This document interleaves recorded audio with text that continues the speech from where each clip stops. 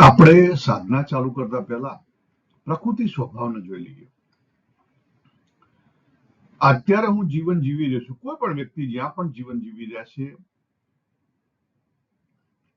એ અલગ નથી. તમારી આજુબાજુ પ્રકૃતિ છે અને એના આપણે કેટલા લેયરમાં અલગ કરી? 3 લેયરમાં. હું અને મારી પ્રકૃતિ, હું જે સમાજ સાથે જીવી રહ્યો છું એ સમાજ નું જે કલેક્ટિવ છે એ, અને એ સમાજ જેના આધારે ઉભેલો છે. દાખલા તરીકે સૂર્ય છે, આકાશ છે, બરાબર, જે સોસાયટીના ઇનડાયરેક્ટલી ઇફેક્ટ કરે છે. ઇનડાયરેક્ટલી ઇફેક્ટ કરે છે. યસ, અહીંની નીચેની જમીન છે, જે પંચ મહાભૂત છે, એ ઇનડાયરેક્ટલી ઇફેક્ટ કરે છે. તો આજે આપણે સમજીએ કે જે પ્રકૃતિ જે વાત થઈ, ભગવાને શું કીધું કે આખું જે જગત છે, આખા બ્રહ્માંડો છે, અનેક બ્રહ્માંડો છે, દરેક અનેક બ્રહ્માંડો શેના બનેલા છે? તો પુરુષ અને પ્રકૃતિ બે માંથી ઉભા થયેલા છે. ક્ષેત્ર અને ક્ષેત્રજ્ઞમાંથી ઉભા થયેલા છે. જો ભગવાને 13મા અધ્યાયમાં ચોખ્ખી વાત કરી. અને આજે જીવનું જો ભાષાંતર કરેલું છે અહીંયા મૂલ્ય અક્ષરમાં છે શંકરાચાર્ય, ક્ષેત્રજ્ઞ લક્ષણા પ્રાણ ધારણ નિમિત્ત. જેણે પાસે ક્ષેત્રજ્ઞના લક્ષણો છે અને પ્રાણ ધારણ કરેલો છે, એને એ કોણ કહેવાય? જીવભૂતા કહેવાય. હું પણ જીવ કહેવો, તમે પણ જીવ કહેવો, જેટલા લોકો, દાખલા તરીકે આપણું કૂતરું પણ જીવ કહેવાય, જેટલા એ બધા જીવ કહેવાય. પણ 13મા અધ્યાયનો 27મો શ્લોક બહુ જ અગત્યનો છે. જેટલા જીવ છે એની અંદર પરા ને પરા બે દેખાય છે. જેટલા ને આપણે જીવના સંદર્ભમાં નથી લેતા,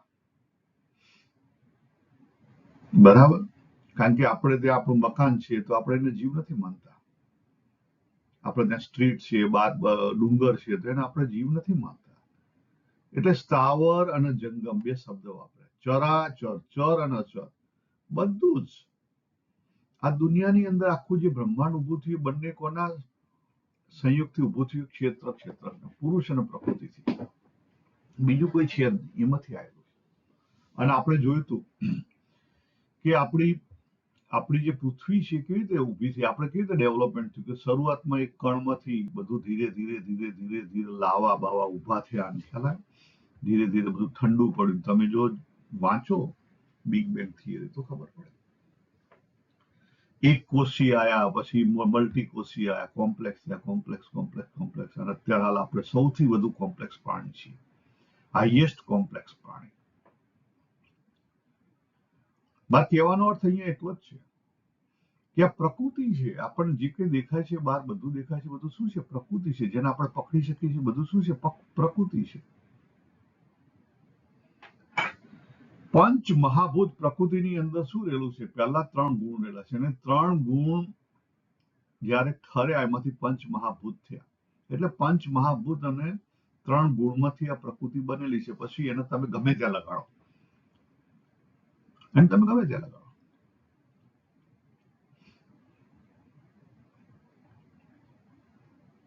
એટલે આપણે જનરલી સાધનામાં કલેક્ટિવ અને કોસ્મિક બેને ભેગી ગણીએ છીએ, અને આપણી પર્સનલ આપણે વૈયક્તિક કહેવાય અને સમષ્ટિ કહેવાય. પણ અહીંયા આપણે સમજવા માટે કલેક્ટિવ ને કોસ્મિક ને બે અલગ કરેલી છે, ખાલી સમજવા માટે છે. તો આજે આપણે એક જ વસ્તુ સમજવાની છે કે આ જે કોઈ જગતની અંદર દેખાય છે એ બે તત્વોમાંથી ઊભું થયેલું છે. હવે આપણી સાધના આપણને પોતાને લાગુ પડે તો આપણે મારી પોતાની અંદર એ બે તત્વ કેવી રીતે છે, રાઈટ? તો એને સમજવા માટે આપણે જોઈએ કે જીવ જ મિક્સચર ઓફ પરા એન્ડ પરા. મારી અંદર કયા કયા ભેદ રહેલા છે? તો તો જેની અંદર આપણને કહીએ છીએ કે જીવાત્મા, જીવ શબ્દ વાપરો, ઇટ્સ ગુડ થિંગ. આત્મા શબ્દ નહીં વાપરો. આત્મા શબ્દ, આત્મા ઇન રિયાલિટી આત્મા ઇઝ વન. આખા બ્રહ્માંડનો આત્મા એક છે. તો તે તો પરમાત્મા ના કહેવાય, પરમાત્મા જ કહેવાય. સિક્કાની બે બાજુ છે. મારા માટે એ આત્મા લાગુ પડે, બરાબર. હું જે અનુભવી રહ્યો છું એ મારા માટે આત્મા લાગુ પડે, અને બહારનું જે છે મારા માટે એ પરમાત્મા લાગુ પડે. ખ્યાલ? એટલે આપણે જોયું હતું સાધનામાં કે પહેલા પોતાના આત્માને ઓળખવો પડે. આત્માને ઓળખ્યા વગર તમે આગળ ના નીકળી શકો. આત્માનું રિયલાઇઝેશન થાય, સેલ્ફ રિયલાઇઝેશન થાય, એટલે આપણું પોતાનું જે જન્મ મરણ છે ને એ ફેરો તૂટે. અને જ્યારે ગોડ રિયલાઇઝેશન થાય ત્યારે આપણે આ જે ડ્યુઆલિટીના ભેદ છે, આપણું પૂર્ણત્વ આવે. પૂર્ણ આપણે ત્યારે બની 100% પૂર્ણ. માત્ર આત્મજ્ઞાનથી આપણી પૂર્ણતા નથી. એ પૂર્ણતા છે સને કેટલા પૂરતી છે? માત્ર તમારે જન્મ મરણના થી ફ્રી થયા, પણ ટોટલી ફ્રી નથી થયા. 100% પૂર્ણ નથી થયા. સ્વામિનારાયણ વચનામૃત ગઢડા પ્રથમનું 25મું.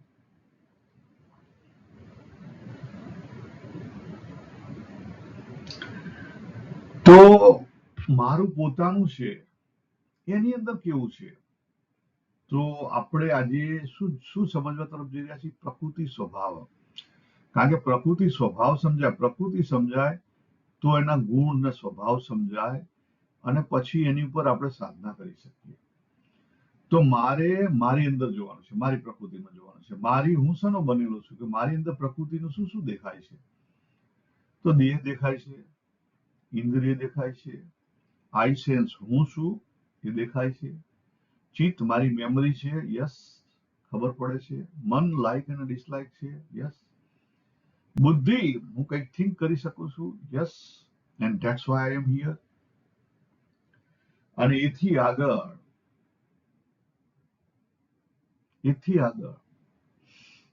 એક એવું છે કે જેને હું ડીપર સમાધિ કરું, મેડિટેશન કરું, કે કંઈક શાંત થઈ જાઉં ટોટલી, આ બધું ઉપરનું શાંત થઈ જાય તો નીચેનાની ખબર પડે, જેને આપણે પરાતત્વ કહી શકાય, અથવા જીવાત્મા કહી શકાય, એની પણ ખબર પડે છે. તો આ જે પ્રકૃતિમાં મારા જે લેયર છે, કયા લેયર સમજવાના છે? આપણા લેયર. તો મારી અંદર જે ગુણ છે અને મારી અંદર જે સ્થાવર,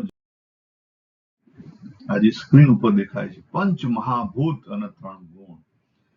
બહાર પણ પંચ મહાભૂત રહેલા છે, અંદર પણ પંચ મહાભૂત છે. બહાર પણ 3 ગુણ છે, અંદર પણ 3 ગુણ છે. કેમ આપણે કોસ્મિક, કલેક્ટિવ અને પર્સનલ થી ચાલુ કર્યું?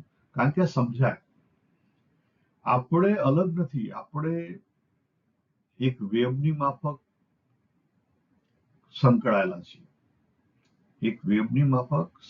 છીએ. તો આજે આપણે એટલું સમજીએ કે આખું જગત પરાના પરામાંથી ઊભું થયેલું છે, ક્ષેત્રમાંથી ઊભું થયેલું, પુરુષ અને પ્રકૃતિમાંથી ઊભું થયેલું છે. હવે હું મારી પોતાની વાત કરું તો મારી પોતાની અંદર પણ એ જ પરાના પરામાંથી હું ઊભો થયેલો છું. અપરા કહેતા પ્રકૃતિ, બહારની પ્રકૃતિ અને અંદરની પ્રકૃતિ, 3 ગુણ, અને 3 ગુણમાંથી 5 મહાભૂત.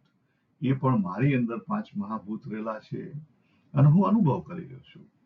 3 ગુણને લઈ અને આપણું જે શરીર છે એની અંદર પણ એની પૂરેપૂરી અનુભૂતિ થાય છે.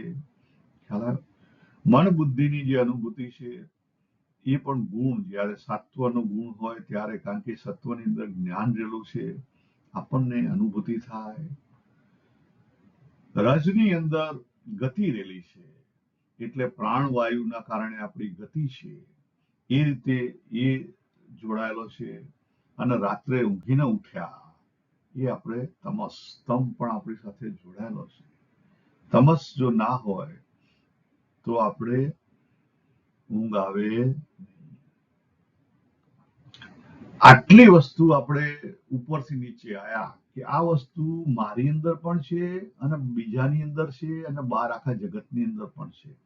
3 ગુણ અને પંચ મહાભૂત કહેતા પ્રકૃતિ આખા જગતની અંદર પણ છે. આટલી વસ્તુ સમજ્યા એટલું પાકું કરો.